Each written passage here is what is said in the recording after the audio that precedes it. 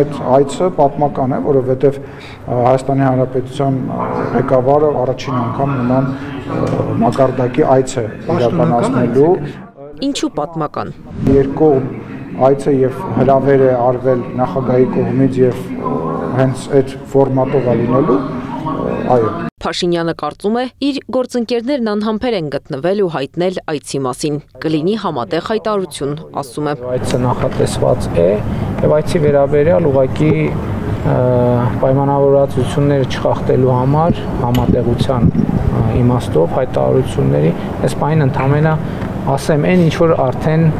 հայտնի է։ Նիկոլ Փաշինյանի այցը պատմական քողի տակ ներկայացնող իշխանականների նպատակն այն կարևորելն ու մեծ կշիռ տալն է։ Վարդան Օսկանյանի խոսքով Թուրքիա այցը դիվանագիտական ձեռքբերում չէ, այլ 7 տարի շարունակվող ազգային նվաստացման գագաթնակետ։ Անկարայում Փաշինյանը ձգտում է ստանալ ինդուլգենցիա իր իշխանությունը պահելու նպատակով, եւ այն գինը, որը նա կարծես պատրաստ է վճարել, ոչ այլ ինչ է, քան հայ ժողովրդի արժանապատվությունը եւ ապագան։ Ամենայն հավանականությամբ Թուրքիայի միջնորդությամբ Ադրբեջանը կհամաձայնի ստորագրել Փաշինյանի փաստաթուղթը, փոխարենը ստանալով բանավոր կամ գաղտնի համաձայնություն, ըստ որի Փաշինյանը կկատարի ադրբեջանական պահանջները ավելի ուշ փուլում։ Այդ պահանջների ցանկում է լինելու նախ Սյունիքով անցնող ճանապարհը, հետո սահմանադրության փոփոխությունը եւ այլ հարցեր, որոնք Փաշինյանը հետևողականորեն բարձրաձայնում է ազգային ժողովի ամբիոնից կամ թողում Facebook-յան պատին։ Քաղաքագետ Աբրահամ Գասպարյանի խոսքով Փաշինյանը ձգտելու է համաձայնագրի մեջ անպայման ներառել խաղաղություն բառը ներքին լսարանին մանիպուլացնելու համար։ Այդ փաստաթղթի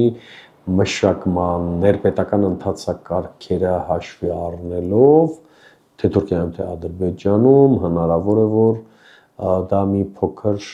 ձգվի, այսինքն ժամանակը մինչև տարվերջ ամենայն հավանականությամբ հնարավոր լինի։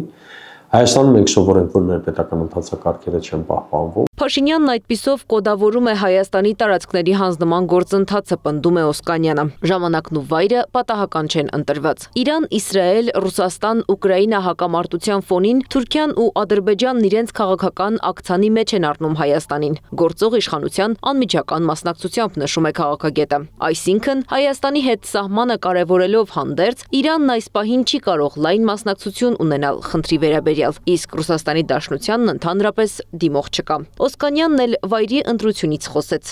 Այն փաստը, որ այս դիվանագիտական փուլը տեղի է ունենում հենց Անկարայում, քաղաքում, որն ունի խորապես խորհրդանշական եւ ծանրաբեռնված նշանակություն հայկական պատմական հիշողության մեջ, պատահական չէ։ Դա ուղերձ է բարձր եւ հստակ, հայկական ոգու դարաշրջանը ավարտված է եւ ներկայիս ղեկավարությունը պատրաստ է նույնիսկ խորհրդանշական նվաստացում ընդունել հանուն իր անձնական եւ քաղաքական գոյատևման։ Այս ամբողջ պատմության մեջ դրական կողմ էլ կա։ Ալիևի եւ Փաշինյանի միջև կնքված համաձայնագրերը կարող է ընդունել կամ չընդունել հայ ժողովուրդը։ Նա կարող է մանիպուլացվել, հավատալ, որ թղթին գրված խաղաղությունն իրական երաշխիք է եւ կարող է իրապես դատել վիճակն ու որոշում կայացնել։ Մեր ժողովուրդը ինքը պիտի արտահայտի։ Ժողովրդավարական բաստիոն հռչակված Հայաստանում մարդիկ ընտրություն են կատարելու մի քանի ամսից հերթական կորստի համար ողբալ, թե վերջ տալ ողբին։ Անի Աբաղյան, Արման Ղարիբյան, Գեղամ Ղազարյան, ABC Media։